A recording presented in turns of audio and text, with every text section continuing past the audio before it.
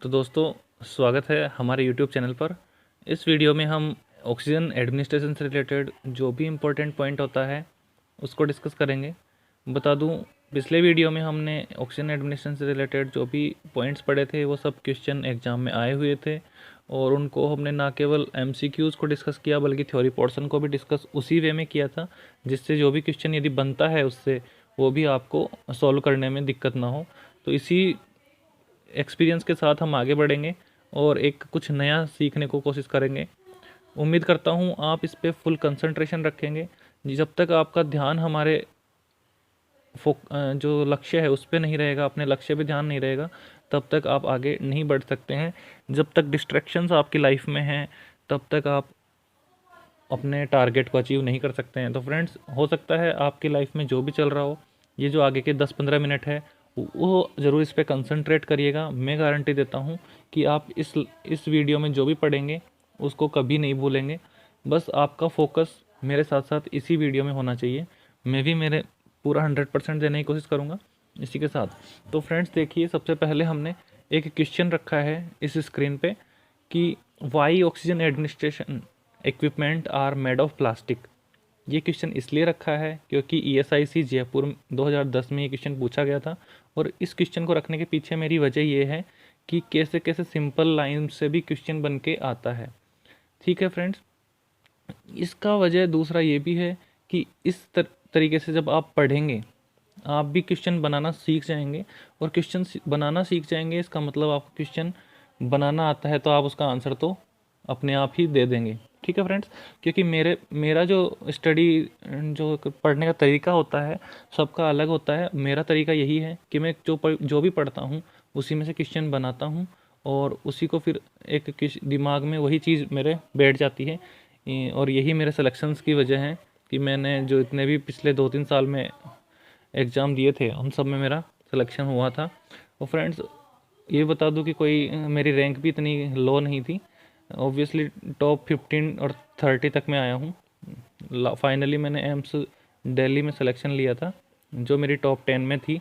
तो ठीक है फ्रेंड्स, मैं उस चीज़ को छोड़ता हूँ अलग और इसी को डिस्कस करता हूँ। Why oxygen administration equipment are made of plastic.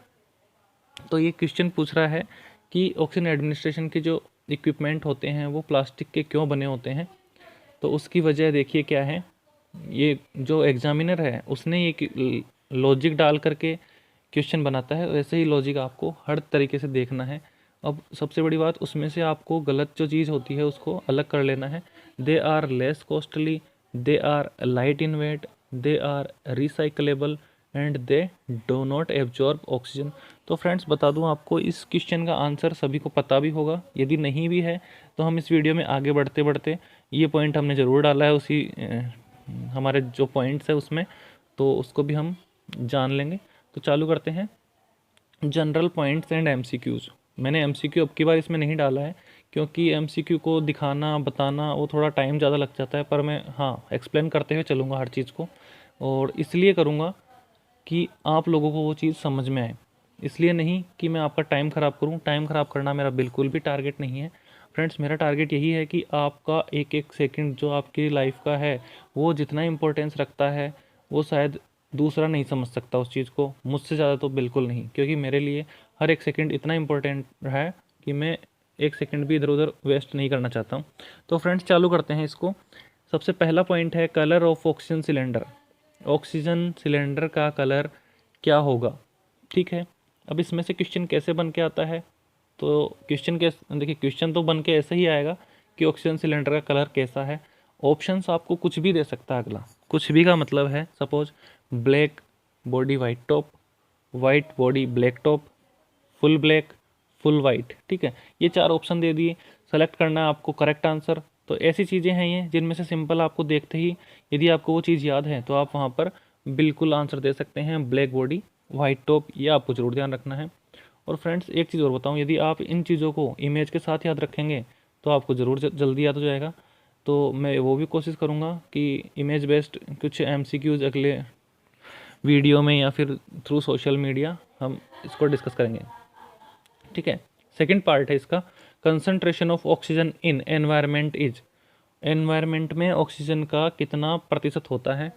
तो ये आपको 7th 8th क्लास से ही पता चल गया था और अभी भी इसका क्वेश्चन आता रहता है, क्योंकि जनरल साइंस हमारे जो नॉट सेट एग्ज़ाम होता है या फिर जो भी ESIC इन सब में जनरल साइंस जनरल नॉलेज को ये डालते हैं, और इसीलिए ये एम्स भोपाल में क्वेश्चन पूछा गया था। तो इसका आंसर 21% हमारे एनवायरनमेंट में ऑक्सीजन है, ये आपको याद होना चाहिए। थर्ड पॉइंट है oxygen is heavier gas than the air. अभी एक बार मैं क्लास लेने गया था, तो वहाँ पर यही डिस्कस चल रहा था कि ऑक्सीजन हेवी है या लाइट है। तो फ्रेंड्स इस चीज़ को बता दूं मैं आपको कि ऑक्सीजन हेवी ही होती है, क्योंकि धरती की सतह पर आपको पता है कि भारी चीज़ें धरती की सतह के आसपास ही रहेंगी, वायुमंडल के बाहर की छोड़ के। यदि वायुमंडल है धरती के चारों तरफ, तो उसमें जो सबसे भारी चीज़ है वो धरती की सतह के पास है, और जैसे जैसे ऊपर बढ़ते जाएंगे वैसे वैसे वो हल्की चीज़ें ही वहाँ पर मिलेंगी।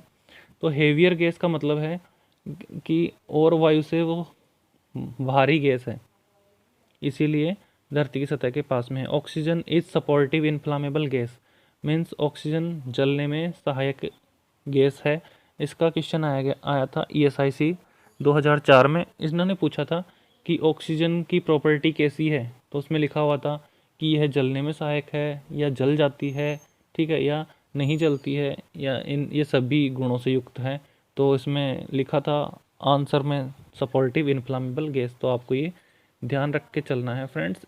अभी इन क्वेश्चंस का मतलब ये नहीं रह जाता है कि ये आएंगे नहीं। मैं बता दूं आपको, यदि नर्सिंग के पॉइंट ऑफ व्यू से नहीं तो जनरल साइंस के पॉइंट ऑफ व्यू से आप ज़रूर इनको देखिएगा, क्योंकि ये क्वेश्चन आते रहते हैं। अब देखिए अगला क्वेश्चन, ये क्वेश्चन आप पढ़ेंगे यहाँ पर, oxygen is odourless and colourless gas. But आपको बता दूँ ये क्वेश्चन NCLEX के एग्जाम में आया हुआ है। देखिए कैसा है कि एक नर्स है जो ICU में काम कर रही है।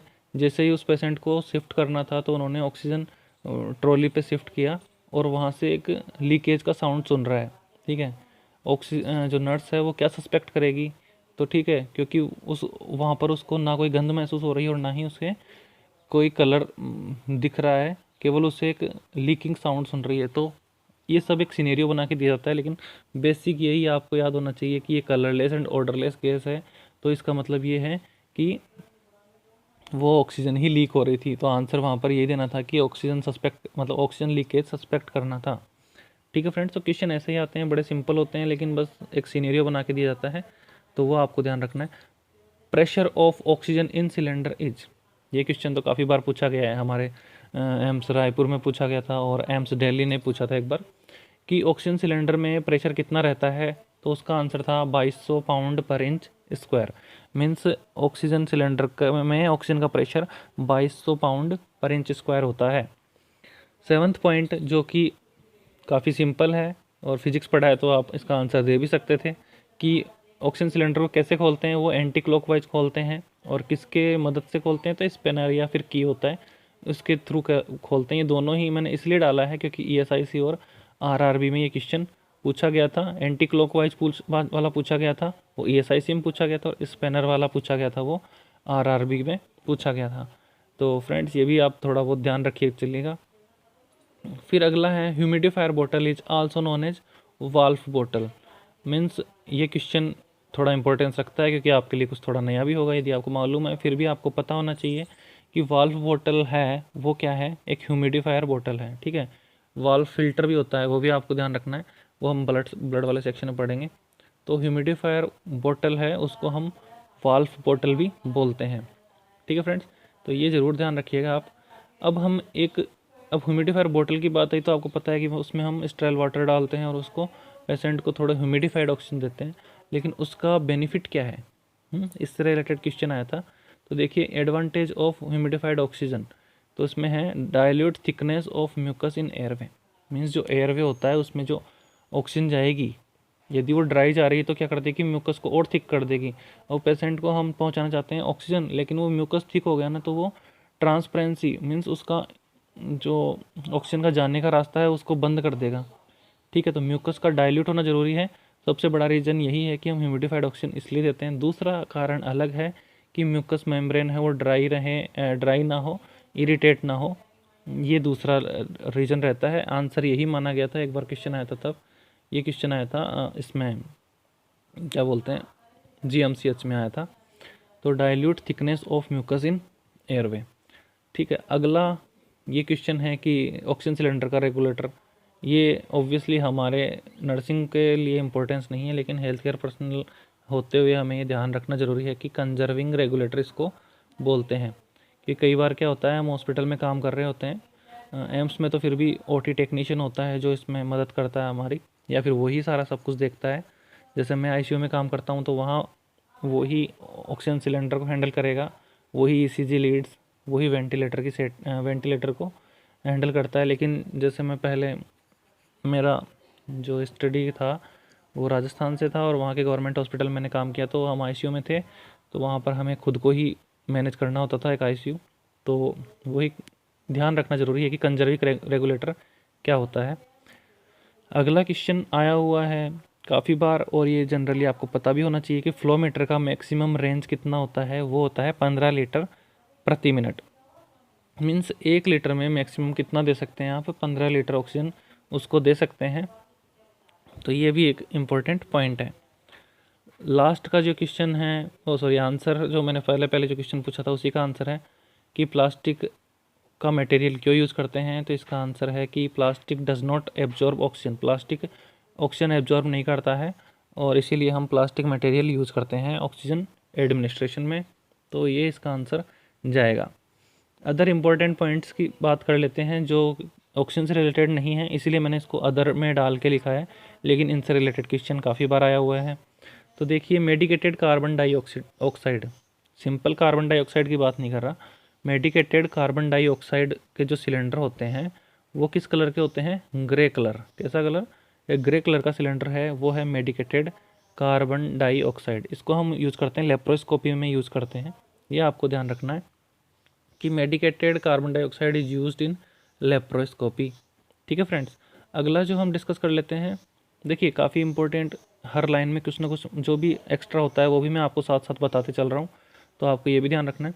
Nitrous oxide cylinder colour is, nitrous oxide है उस सिलेंडर जिसमें नाइट्रस ऑक्साइड होगी, उस सिलेंडर का कलर कैसा होगा, ब्लू।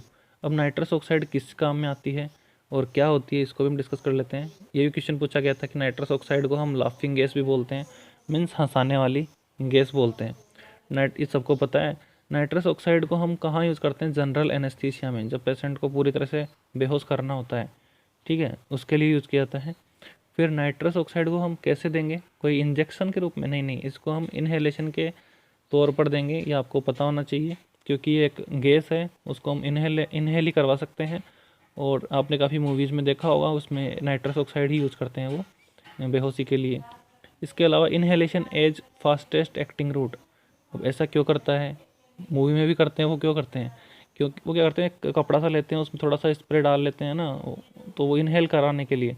और जैसे आपको यदि याद हो तो दे दनादन मूवी में उन्होंने नाइट्रस ऑक्साइड का ही वो प्रयोग करता है जॉनी लीवर, और फिर जैसे सूंघाता है तो पेशेंट वहीं पर बेहोश हो जाता है। जो भी पेशेंट, अब हम नर्सिंग फील्ड में तो पेशेंट ज़्यादा निकलता है, जो भी बंदा होता है वो बेहोश हो जाता है।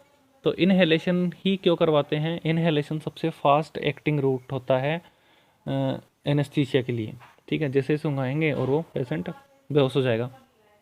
तो अगला अब इससे रिलेटेड एक क्वेश्चन देख लेते हैं नाइट्रस ऑक्साइड सिलेंडर से। तो what is the colour of nitrous oxide cylinder used in hospital. Friends आप ज़रूर बताइए इसमें से कौन सा ऑप्शन होगा, blue, black, light and French blue. तो इसमें है ना आंसर जाएगा फ्रेंच ब्लू। यदि इसमें फ्रेंच ब्लू ना होकर के और कोई ऑप्शन होता तो यहाँ पर हम ब्लू आंसर देते, लेकिन यदि फ्रेंच ब्लू है तो ये स्पेसिफिक किया हुआ है कि फ्रेंच ब्लू इसका आंसर जाएगा। तो देखिए इसमें ये आंसर हो गया फ्रेंच ब्लू। और केयर ऑफ सिलेंडर हम देख लेते हैं कि सिलेंडर की केयर करते हैं तो क्या ध्यान रखना है हमें, ये कोल्ड एनवायरनमेंट में होना चाहिए, जहाँ लाइट की स्पार्किंग हो रही है वहाँ नहीं होना चाहिए, जैसे मैंने बताया शुरू में कि ये क्या है, सपोर्टिव इन्फ्लामेबल गैस है, तो ऑब्वियसली जहाँ भी स्पार्किंग हो रही है वहाँ पर इसको नहीं रखना है। तीसरा है, ये जो आरआरबी में पूछा गया था कि ऑक्सीजन सिलेंडर का या कोई भी ऑक्सीजन सिलेंडर है उसका लीकेज हम कैसे चेक करेंगे, वो लेदर ऑफ सोप, मतलब साबुन के झाग लगा करके हम चेक करते हैं। तो ये आपको ध्यान रखना है कि lather of soap is used to check the leakage of oxygen cylinder, काफ़ी इंपॉर्टेंट चीज़ है। तो फ्रेंड्स ये सब कुछ जनरल इंफॉर्मेशंस थी और इनसे रिलेटेड जो भी एमसीक्यूज़ बनते हैं वो हमने डिस्कस किए। अगले वीडियो में हम मेथड्स के बारे में पढ़ेंगे कि ऑक्शन एडमिनिस्ट्रेशन में कौन कौन से मेथड्स यूज़ किए जाते हैं और उनमें क्या क्या इंपॉर्टेंट पॉइंट्स होता है, क्या क्या एमसीक्यूज़ होते हैं, वो सबसे इम्पोर्टेंट पॉइंट रहने वाले हैं। और एक नर्सिंग स्टाफ को ये चीज़ें पता भी होनी चाहिए। यदि आप एग्ज़ाम फाइट करना चाहते हैं तो ज़रूर इस अगले वीडियो को भी देखिएगा। और हमारे कोशिश यही है कि आपको जितना भी इंफॉर्मेशन है एग्ज़ाम के पॉइंट ऑफ व्यू से वो सभी इस चैनल पे अवेलेबल कराया जाए। बस थोड़ा सा टाइम का शॉर्टेज है हमारे पास, लेकिन जैसे भी टाइम मिलता है हम इसके लिए प्रिपेयर होकर के ज़रूर अपलोड करते हैं। तो इसको शेयर करना ना भूलें। धन्यवाद।